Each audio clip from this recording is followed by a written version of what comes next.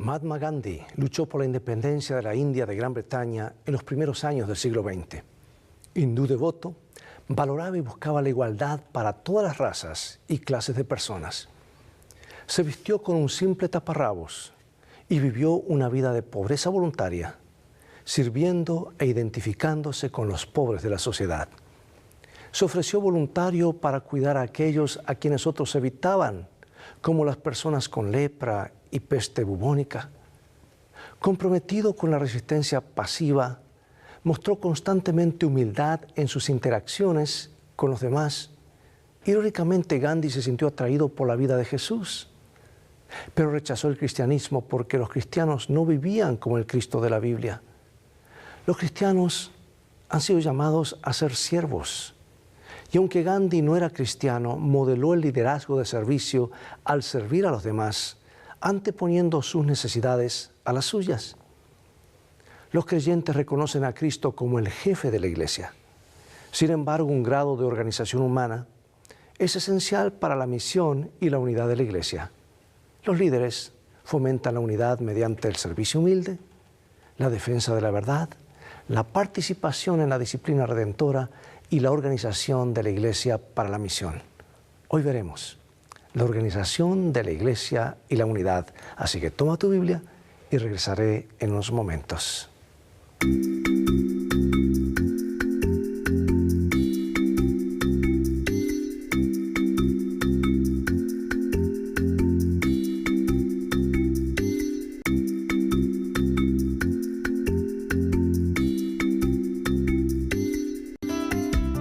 Lecciones de Vida, un estudio semanal de las lecciones de la Escuela Sabática. Comencemos con nuestro versículo central, San Mateo 20, 26 y 27. Mas entre vosotros no será así, sino que el que quiera hacerse grande entre vosotros será vuestro servidor, y el que quiera ser el primero entre vosotros será vuestro siervo. Palabras claras de Jesús, ¿verdad? Como adventistas del séptimo día, somos cristianos protestantes que creen en la salvación, que la salvación es solo por fe en lo que Jesucristo ha logrado para la humanidad. No necesitamos una iglesia o jerarquía eclesiástica para recibir los beneficios de lo que Cristo ha hecho por nosotros. Lo que obtenemos de Cristo lo obtenemos directamente de Él, como nuestro sustituto en la cruz y como nuestro sumo sacerdote mediador en el santuario celestial. Sin embargo, la iglesia es la creación de Dios y Dios la colocó aquí para nosotros, no como un medio de salvación, sino como un vehículo para ayudarnos a expresar y manifestar esa salvación al mundo. En otras palabras, quiero explicar esto. La iglesia no salva, el que salva es Jesús. Pero Dios crea la iglesia para proteger a aquellos que ha salvado. Los mandamientos no salvan, el que salva es Jesús. Pero Dios pone los mandamientos para proteger a aquellos que Él ha salvado. Así que la iglesia tiene su función. La iglesia es una organización que Cristo creó, que tiene una función clave, básica, la difusión del Evangelio en el mundo. La organización es importante en la medida que fortalece y habilita la misión de la iglesia. Si una organización eclesial, o sea, sin una organización, el mensaje salvador de Jesús no podría comunicarse de manera tan efectiva a otros. Los líderes de la iglesia también son importantes, ya que fomentan la unidad y el ejemplo de Jesús, o por lo menos esperamos que eso hagan. Hoy estudiaremos por qué la organización de la iglesia es crucial para la misión y cómo puede fomentar la unidad de la iglesia. Como ya vimos en un tema anterior, en el Nuevo Testamento la iglesia está representada por una metáfora del cuerpo, ¿verdad? La iglesia es el cuerpo de Cristo. Y esta metáfora alude a varios aspectos de la iglesia y la relación entre Cristo y su pueblo. Como el cuerpo de Cristo, la iglesia depende de Él para su propia existencia. Él es la cabeza y la fuente de la vida de la iglesia. Sin Él no habría iglesia. Pero la iglesia también deriva su identidad de Cristo porque Él es la fuente, el cimiento y el creador de sus creencias y enseñanzas. Sin embargo, la iglesia es más que todo eso, a pesar de lo importantes que son para su identidad todas esas cosas que mencioné. Es Cristo y su palabra tal como se revela en las Escrituras, lo que determina qué es la iglesia. Por lo tanto, la iglesia obtiene su identidad y toma significado en Cristo. Y Pablo usa la relación entre Cristo y su iglesia para ilustrar el tipo de relación que debería existir entre el esposo y la esposa. ¿Y cuáles son las claves de esta relación entre Cristo y su iglesia? Vamos al libro de Efesios, capítulo 5, versículo 23, donde el apóstol hace una analogía. Dice así: porque el marido es cabeza de la mujer, así como Cristo es cabeza de la iglesia, la cual es su cuerpo, y Él es su Salvador. Así que como la iglesia está sujeta a Cristo, así también las casadas lo estén a sus maridos en todo. Maridos, amad a vuestras mujeres, así como Cristo amó a la iglesia, y se entregó a sí mismo por ella, para santificarla, habiéndola purificado en el lavamiento del agua por la palabra, a fin de presentársela a sí mismo una iglesia gloriosa, que no tuviese mancha, ni arruga, ni cosa semejante, sino que fuese santa y sin mancha. Aunque podemos dudar con el concepto de sumisión debido a cómo los líderes en los siglos pasados lo han abusado, la iglesia, no obstante, debe estar sujeta a la cabeza, a Cristo, y está sujeta a su autoridad. Reconocer que quien lidera la iglesia es Cristo nos ayuda a recordar a quién pertenece nuestra suprema lealtad: al Señor mismo y a nadie más. Por eso la iglesia debe organizarse, pero esa organización siempre debe estar subordinada a la autoridad de Jesús, el verdadero líder de nuestra iglesia. Comenta mi autora favorita lo siguiente.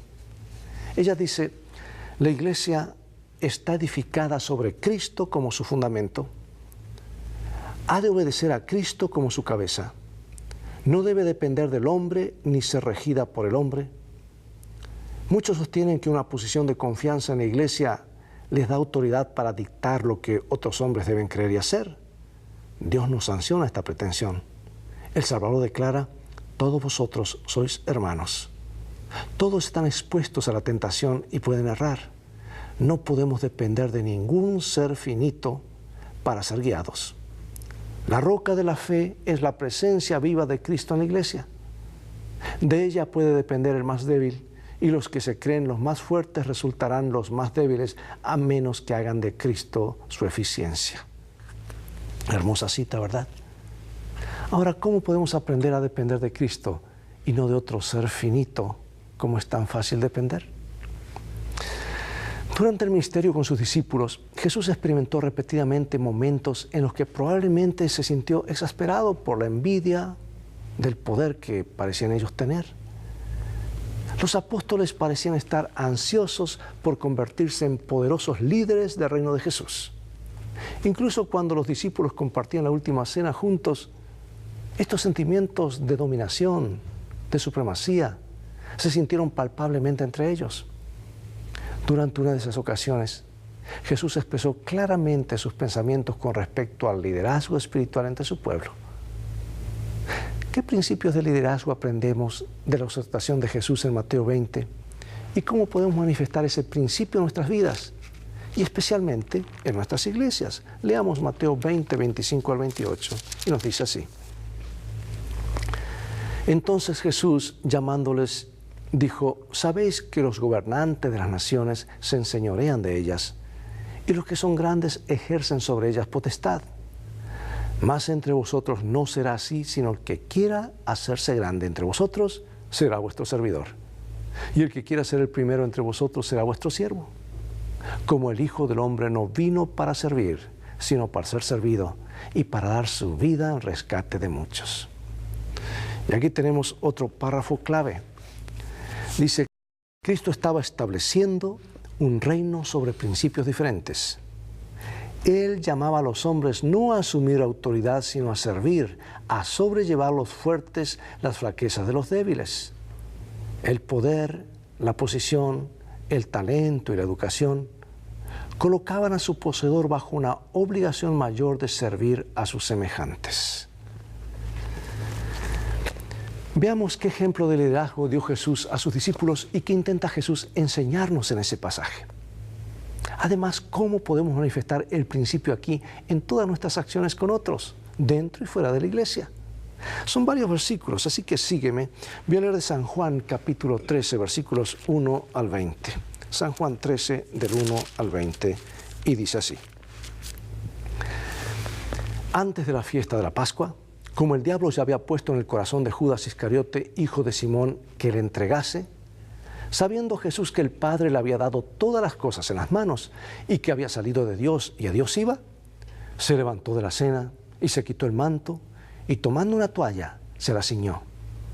Luego puso agua en un lebrillo y comenzó a lavar los pies de los discípulos y a enjugarlos con la toalla con que estaba ceñido.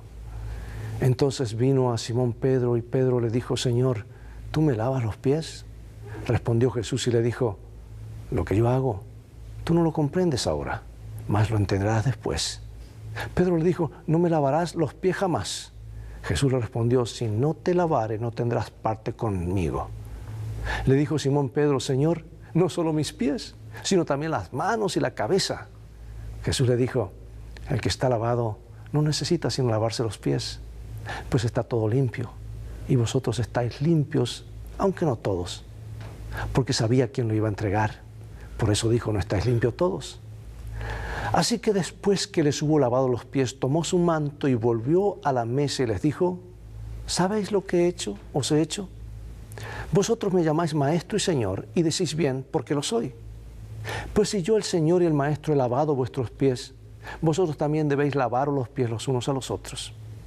Porque ejemplos he dado, para que como yo os he hecho, vosotros también lo hagáis. De cierto os digo, el siervo no es mayor que su Señor, ni el enviado es mayor que el que le envió. Si sabéis estas cosas, bienaventurados seréis si las hiciereis. Veamos qué tareas cruciales son responsabilidad de un líder y anciano de iglesia fiel a preservar la unidad en la iglesia. Segundo Timoteo capítulo 2, versículo 15 nos dice: procura con diligencia presentarte a Dios aprobado, como obrero de que no tiene de qué avergonzarse, que usa bien la palabra de verdad. Tito 1:9, retenedor de la palabra fiel tal como ha sido enseñada, para que también pueda exhortar con sana enseñanza y convencer a los que contradicen. Observa cuánto énfasis pone Pablo para mantener las doctrinas y enseñanzas puras. Esto es crucial para la unidad, especialmente porque uno podría argumentar que, más que cualquier otra cosa, nuestras enseñanzas son lo que unifica a nuestra iglesia. Una vez más, como adventistas, como personas de diferentes ámbitos de vida, culturas y orígenes, nuestra unidad en Cristo se encuentra en nuestra comprensión de la verdad que Cristo nos ha dado.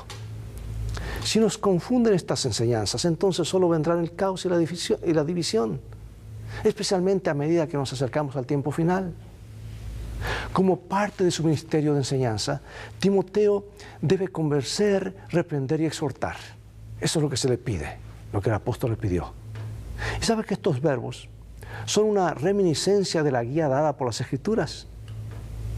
Claramente el trabajo de Timoteo es seguir, enseñar, implementar lo que él encuentra en las Escrituras y hacerlo con serenidad y paciencia. Las represiones duras y severas raramente tienden a traer un pecador hacia Cristo, al contrario, lo alejan. Y al seguir bajo la guía del Espíritu Santo y con una actitud de líder siervo, Timoteo sería una poderosa fuerza unificadora en la iglesia. Por eso pregunto, ¿cuáles son las formas prácticas en que podemos ayudar a los líderes de nuestra iglesia a mantener la unidad en la iglesia? ¿Cómo podemos asegurarnos de ser siempre una fuerza de unidad en lugar de desunir, incluso en medio de disputas? Hablemos de algo delicado ahora. ¿Qué de la disciplina de la iglesia y en la iglesia? Uno de los principales problemas de la organización de la iglesia es lidiar con la disciplina y los problemas. Cómo la disciplina ayuda a preservar la unidad de la iglesia es a veces un tema delicado y fácilmente puede ser malentendida. Pero desde una perspectiva bíblica, la disciplina de la iglesia se centra en dos áreas importantes. Número uno, la preservación de la pureza de la doctrina y la preservación de la pureza de la vida y la práctica de la iglesia. Como ya hemos visto, el Nuevo Testamento mantiene la importancia de perseverar, de preservar la pureza de la enseñanza bíblica, a pesar de la apostasía y la enseñanza falsa, particularmente al final de los tiempos. Y lo mismo ocurre con la preservación de la respetabilidad de la comunidad mediante la protección contra la inmoralidad, la deshonestidad y la depravación. Por esa razón, se dice que la Escritura es útil para enseñar, para redarguir, para corregir, para instruir en justicia. Veamos qué principios dio Jesús a la iglesia con respecto a la disciplina y amonestando a los que tienen la culpa. Vamos a San Mateo capítulo 16, que nos dice así. Y a ti te daré las llaves del reino de los cielos, y todo lo que atares en la tierra será atado en los cielos, y todo lo que desatares en la tierra será desatado en los cielos. Capítulo 18, versículos 15 al 20.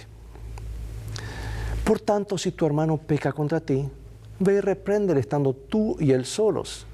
Si te oyere, has ganado a tu hermano. Mas si no te oyere, toma aún contigo a uno o dos, para que en boca de 2 o 3 testigos conste toda palabra. Si no los oyera a ellos, dilo a la iglesia. Y si no oyera a la iglesia, tenle por gentil y publicano. De cierto os digo que todo lo que atéis en la tierra será atado en el cielo, y todo lo que desatéis en la tierra será desatado en el cielo. Otra vez os digo que si dos de vosotros se pusieran de acuerdo en la tierra acerca de cualquier cosa que pidieren, les será hecho por mi Padre que está en los cielos, porque donde están 2 o 3 congregados en mi nombre, allí estoy yo en medio de ellos. Bueno, la Biblia apoya el concepto de disciplina y de nuestra responsabilidad mutua en nuestras vidas espirituales y morales. De hecho, una de las características distintivas de la iglesia es su santidad o separación del mundo, sino qué función tendría la iglesia. Ciertamente encontramos en la Biblia muchos ejemplos de situaciones difíciles que requieren que la iglesia actúe de manera decisiva contra los comportamientos inmorales. Los estándares morales deben mantenerse en la iglesia. Veamos dos pasajes que son principios que nos enseñan a seguir cuando tratamos asuntos difíciles en la iglesia. San Mateo capítulo 7, versículos 1 al 5 nos dice así.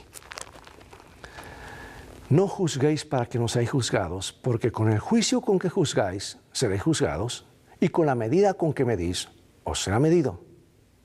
¿Y por qué miras la paja que está en el ojo de tu hermano y no echas de ver la viga que está en tu propio ojo?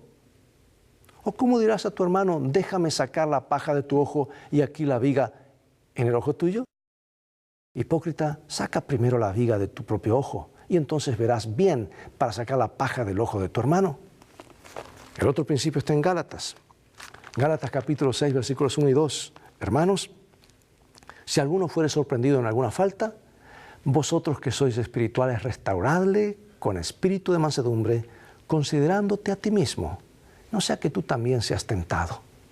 Sobrellevad los unos las cargas de los otros y cumplid así la ley de Cristo.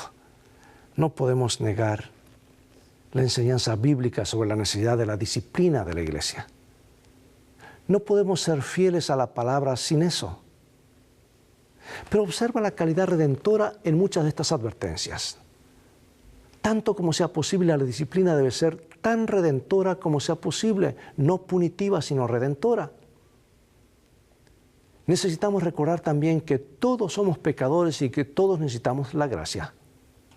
Por lo tanto, cuando administramos la disciplina debemos hacerlo con humildad y con una aguda conciencia de nuestros propios defectos. Como hemos visto a lo largo de este trimestre, durante estos 3 meses que hemos estado estudiando estas lecciones acerca de la unidad, para que todos sean uno, y lo cual es una repetición, como iglesia hemos sido organizados y unificados para la misión, para el alcance.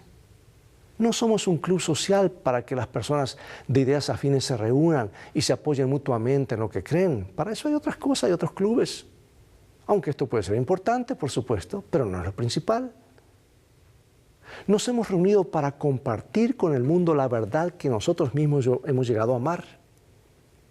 Y en Mateo 28, 18 al 20, la gran comisión, Jesús le dio a los discípulos las instrucciones finales para su misión al mundo. ¿Recuerda esos versículos? ¿Qué implican estas palabras para la iglesia de hoy? La gran comisión de Jesús a sus discípulos incluye 4 verbos claves: ir, hacer discípulos, bautizar y enseñar. Y de acuerdo con la gramática griega de estos versículos, el verbo principal es hacer discípulos y los otros 3 verbos indican cómo se puede hacer. Los discípulos se hacen cuando los creyentes van a todas las naciones para predicar el Evangelio, bautizar a las personas y enseñarles a observar lo que Jesús dijo. Y a medida que la iglesia responde a esta comisión, el reino de Dios se agranda más y más personas de todas las naciones se unen a las filas de aquellos que aceptan a Jesús como Salvador. Su obediencia a los mandatos de Jesús, de ser bautizado y observar sus enseñanzas, crea una nueva familia universal. Los nuevos discípulos también tienen la seguridad de la presencia de Jesús todos los días, porque eso es lo que Él prometió, ya que ellos mismos hacen más discípulos. O como dijo el apóstol, salvando a otros, te salvas a ti mismo.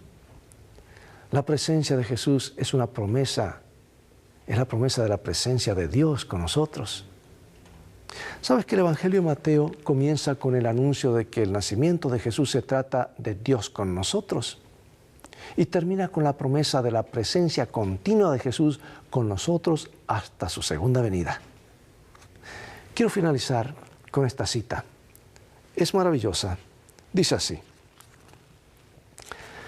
Cristo no dijo a sus discípulos que su trabajo sería fácil. Les mostró la vasta confederación del mal puesta en orden de batalla contra ellos. Tendrían que luchar contra principados, contra potestades, contra señores del mundo, gobernadores de estas tinieblas, contra malicias espirituales en los aires. Eso es lo que dice Efesios 6. Pero no se los dejaría luchar solos. Les aseguró que Él estaría con ellos, que si ellos avanzaban con fe estarían bajo el escudo de la omnipotencia. Les ordenó que fuesen valientes y fuertes, porque uno más poderoso que los ángeles estaría en sus filas, el general de los ejércitos del cielo. Hizo amplia provisión para la prosecución de su obra y asumió Él mismo la responsabilidad de su éxito. Mientras obedecieran su palabra y trabajasen en comunión con Él, no podrían fracasar.